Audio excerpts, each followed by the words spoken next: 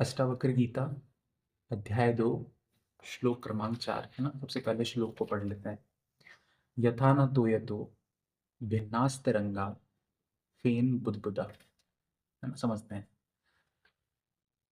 तो जैसे कि लहर, झाग या बुलबुला नदी के जल से अलग तो नहीं होते, लेकिन आंखों से देखो तो अलग अलग दिखाई देते हैं और इनको हम अलग अलग नाम भी दे देते हैं। लहर को लहर कह देते हैं, है ना। लहर को सागर या जल तो नहीं बोलते, और इसी तरह हम झाग को भी सागर नहीं बोलते हैं, क्योंकि वो तो उससे उत्पन्न है। और बुलबुले भी हमें भिन्न भिन्न प्रकार के दिखाई देते हैं। तो इसी से हमें समझ जाना चाहिए कि हमारे देखने में कुछ त्रुटि हो रही है, हमारी आंखों को देखने में कुछ धोखा हो रहा है। क्यों? क्योंकि समस्त दृश्यमान जगत आत्मा से भिन्न नहीं है, हमें देखने में अलग अलग दिखाई देता है। क्यों? क्योंकि समस्त दृश्यमान जगत आत्मा से ही निर्मित है, और प्रकृति में जितनी भी हमें विविधताएं दिखाई देती हैं, उन सब का एकमात्र कारण आत्मा ही है।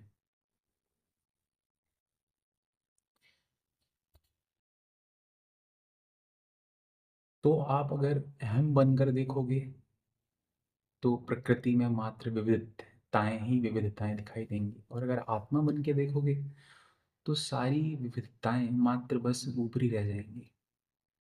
इसलिए जब भी कोई आत्मस्थ व्यक्ति जो आत्मा को जानता है, वह जब वो दुनिया को देखता है, या कोई मुक्त पुरुष जब इस दुनिया को देखता है, तो उसे सारी भिन्नताएं बस ऊपरी दिखाई देती हैं, लेकिन उसको पता होता है कि उसके मूल में आत्मा ही है। जैसे वह किसी सागर में उठी हुई लहर को देखता है तो उसे आभास तो होता है कि लहर भिन्न है, जिस लेकिन उसको ये पता है कि ये लहर जो है वो सागर से ही उत्पन्न हो रही है ना। तो उसको आभास तो होता है, लेकिन उसके वो फेर में नहीं पड़ जाता है, उसके जाल में वो फंस नहीं जाता है। इसलिए उसे पता होता है कि ये जो समस्त दृश्यमान जगत मुझे दिखाई दे रहा है, उसके मूल में तो आत्मा ही है। जैसे लहर सागर से उत्पन्न है, वैसे ही यह जगत भी आत्मा से ही उत्पन्न है। आत्मा पूर्ण है, और पूर्ण से ही अपूर्ण की उत्पत्ति हुई है। और इंद्रियां तो मात्र अपूर्ण का ही संज्ञान ले सकती हैं, और जिस चीज का संज्ञान हो सके वह अपूर्ण ही है।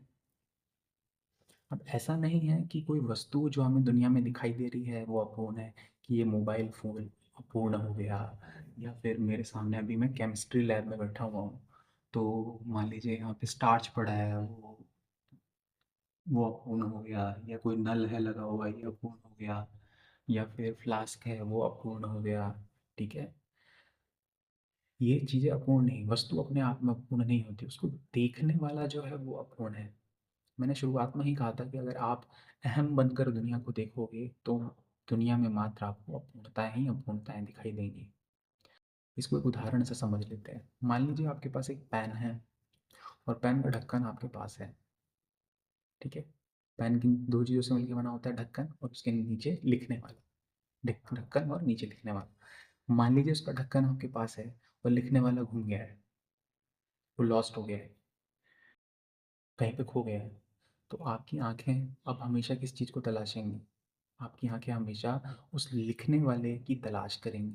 आपकी आंखें किसी पूर्ण पेन की ओर नहीं देखेंगी जिसमें ढक्कन भी है और लिखने वाला भी है। आपकी आंखें हमेशा उसको तलाश करेंगी कि कैसे लिखने वाला मुझे मिल जाए, जो इस ढक्कन से मिल जाए, और मुझे मेरे पास एक पूरा पेन मुझे मिल जाए जो लिखने को उपलब्ध हो जाए।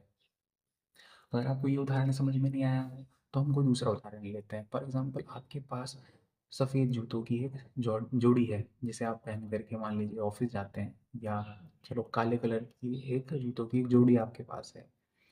और उसमें से एक जोड़ी जूते में से आपके पास दाएं पाँव का तो जूता है, लेकिन बाएं पाँव का जूता आपका गुम जाता है। तो सोचिए अब आपका मन बार बार क्या तलाश रहा है?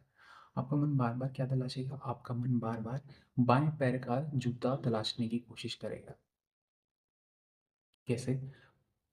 मुझे एक पूर्ण जोड़ी उपलब्ध हो जाए, है ना। एक मुझे बाएं पाँव का जूता जो इसके साथ बिल्कुल मिलता हो, वो मुझे उपलब्ध हो जाए। अगर आपको कोई शोरूम में ले जाए और वहाँ पर भांति-भांति के बहुत प्रकार के अलग-अलग जूतों की जोड़ी भी दिखाए, तो हो सकता है कि आप उसको खरीद लेंगे, लेकिन आपका मन किसी एक चीज़ में जाकर के अटक गया है। आपका मन जाकर के उसी जूते की जोड़ी में जाकर के अटक गया है जो आपके पास नहीं है। तो जब आप अपने आप को अपूर्ण होकर देखते हैं, तो आप दुनिया में भी किसी अपूर्ण की ही तलाश करते हैं जो कि आपको मिल कर के पूर्ण कर दे। अब भौतिक जगत में तो ये नियम लागू हो जाता है कि आपके पास एक गिलास है, उस गिलास के अंदर आधा भरा हुआ गिलास पानी है, तो मैंने पानी उसमें और डाला और गिलास भर करके वो पानी का गिलास पूरा हो गया, है ना? लेकिन आंतरिक जगत में नियम लागू नहीं होता है। आंतरिक जगत में ऐसा नहीं है कि मैं अपूर्ण हूँ और मेरे को कोई अपूर्ण चीज़ मिल जाए और मिल करके मैं पूरा हो जाऊँगा। अपूर्ण में अपूर्ण मिलकर आप पूरे नहीं हो जाते। लेकिन लगता हमें ऐसा ही है कि हाँ, बाहरी दुनिया में सही है कि जूतों की एक जोड़ी ली, जूतों को एक जोड़ी का एक जूता आपके पास था और दूसरा बिल्कुल वैसा ही समान रूप से दिखने वाला जूता आपको मिल गया और दोनों मिला करके जोड़ी जो है वो पूर्ण हो गई। लेकिन आंतरिक जगत में ये नियम लागू नहीं होता। फिर लोग कहते हैं कि हमें प्रकृति में अपूर्णताएं अपूर्णताएं दिखाई देती हैं। प्रकृति में मात्रा में विविधताएं विविधताएं दिखाई देती हैं। प्रकृति में सब कुछ खंड खंड, सब कुछ बटा बटा क्यों है? प्रकृति में कुछ भी खंड खंड या बटा बटा नहीं है। आप अपूर्ण हो इसलिए आपको प्रकृति में मात्र विविधताएं विविधताएं दिखाई देती हैं। आपको लगता है कि प्रकृति के अंदर कुछ जो मैं अपूर्ण हूँ, तो कोई पूर्ण करने वाली चीज़ मुझे मिल जाए जिससे मैं पूर्ण हो जाऊँ, क्योंकि मैं अपने आप को अधूरा अधूरा महसूस करता हूँ। तो प्रकृति में मुझे कुछ ऐसा मिल जाए जिसको मैं पालूँ तो मैं पूरा हो जाऊँ, है ना? तो लेकिन अगर आप मान लें कि आप पहले से पूर्ण हैं, है ना? क्योंकि समस्त दृश्यमान जगत आत्मा से ही पूर्ण और निर्मित है, तो ये संपूर्ण दृश्यमान जगत जो है वो आत्मा का ही क्या है, प्रक्षेपण है। तो अगर मान ले पहले से ही कि सभी चीज़ पहले से पूर्ण है, तो वो पूर्ण चीज़ आपके कोई काम की नहीं रहेगी। आपका स्वार्थ इतना प्रबल है कि आपको पूर्ण चीज़ लगेगी तो मेरे काम की है नहीं, और ऊपर से आपका तुर्रा ये कि प्रकृति में सारी विविध सब, प्रकृति में सब मुझे अपूर्ण ही अपूर्ण दिखाई देता है, क्योंकि पूर्ण तुम्हारे काम का तुम्हें लगता नहीं।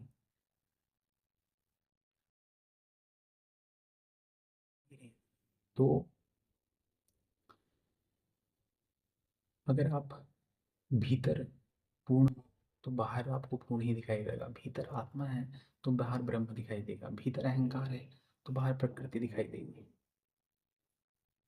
भीतर आत्मा और बाहर ब्रह्म, तो बाहर जो ब्रह्म है तो सब कुछ पूर्ण है। और जैसे ही आपको पता चल गया कि सब कुछ पूर्ण है, तो ये भीतर और बाहर के बीच की दीवार जो है वो अपने आप ही खत्म हो जाएगी। तो ये पूरा जो श्लोक था वो इसी बारे में है कि जो हमें भिन्नताएं हमें प्रकृति में दिखाई देती हैं वो हमारी अपूर्णता का ही प्रक्षेपण है। हम अपूर्ण होकर के दुनिया को देखते हैं तो हमें लगता है कि दुनिया अपूर्ण है, लेकिन पूर्ण बनकर देखोगे तो दुनिया में सब कुछ पूर्ण ही पूर्ण दिखाई देगा, किसी में कुछ न कमी नजर नहीं आएगी।